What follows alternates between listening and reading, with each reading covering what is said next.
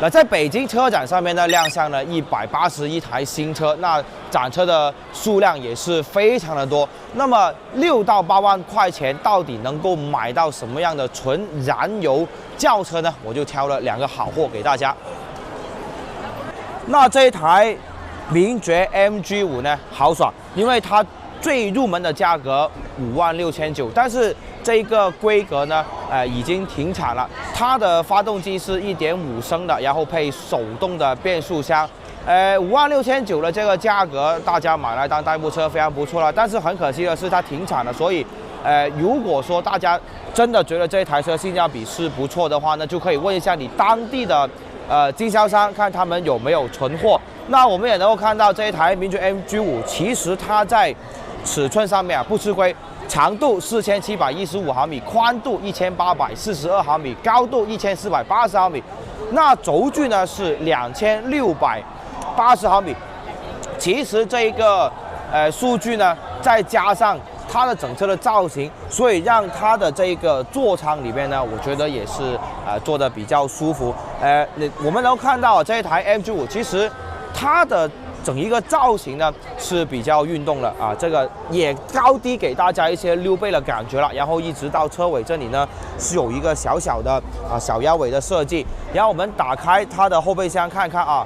我们打开了这个后备箱之后呢，也能够发现它的这个进深呢是做得非常不错。那毕竟价格摆在这里嘛，所以它的这种做工呢就1分钱1分货啦，这些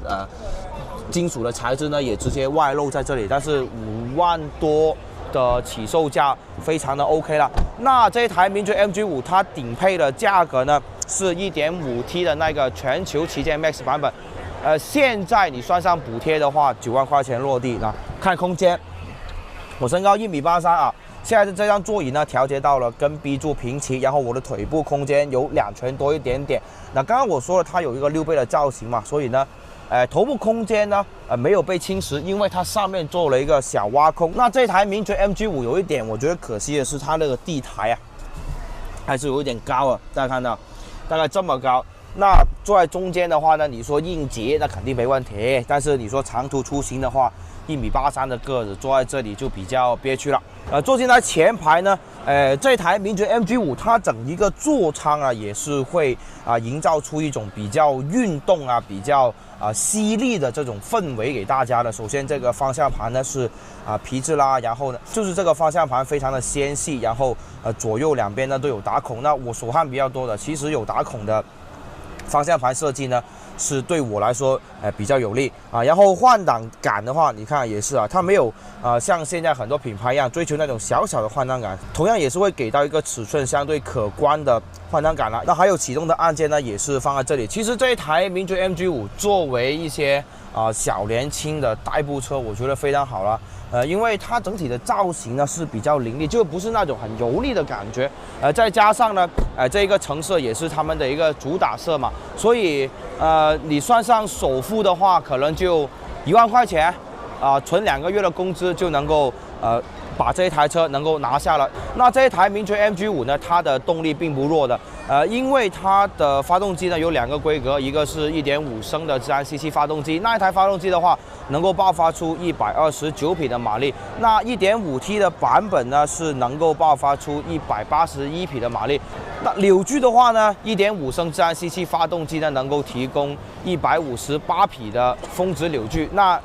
1.5T 的那个版本的话呢是285牛米。那其实这个账面数据大家日常通勤也非常的 OK 了。那这一台名爵 MG5 呢，我个人觉得它的外观比较运动，比较讨年轻人喜欢，所以大家能够看到展车也是用了这种橙色的颜色比较张扬。那么它的发动机的这个数据我觉得也是不错的，能够做到代步呢也不会说很吃力，并且它的油耗呢也是能够控制在WLTC 5升到6升每100公里，其实是一个比较理想的水平了。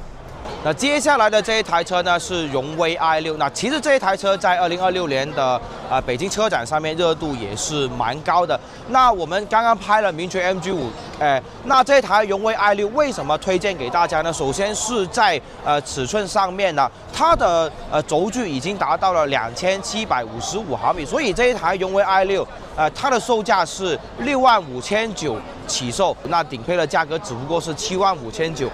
价格是跟名爵 MG5重叠，但是这一台车呢，相对来说会比较的优雅一点点啊，或者说是更加适合家庭的用户，因为它的尺寸比较可观。那我们也能够看到它的这个后备箱掀开了以后啊，因为它尺寸要比名爵 MG5要大要长嘛，所以整一个后备箱的储物空间也非常的可观啊，反正就是比名爵 MG5要好。那两台车同样都是掀开了这个后备箱的下层盖板之后呢，是配备了一个非全尺寸的备胎的。那备胎呢也是能够在我们发生紧急情况的时候嘛，给我们补救一下。那这台车它虽然说有这个小小的压尾的处理，但是整一台车大家有没有感觉它没有太个性张扬？所以呢也是比较适合全家买来作为代步车。那坐进去这一台荣威 i6的座舱里边呢，你看隔壁坐了一个小朋友啊，如果是小朋友的话呢，他坐在这里就比较好了，因为你看这个地台呢相对来说没有 MG5那么高的。然后人家小朋友坐在这里也是比较舒服的。那我1.83米坐在中间呢，可能会比较吃力了。那但是我坐在左后方的这个座椅的话呢，它整一个空间也是非常不错啊，2拳左右。然后这张座椅呢已经调节到了 B 柱往后一点点了。那如果把这张座椅往前提的话呢，应该会有2拳再多的空间。然后呢，它的这个天窗呢，只不过是在前排这里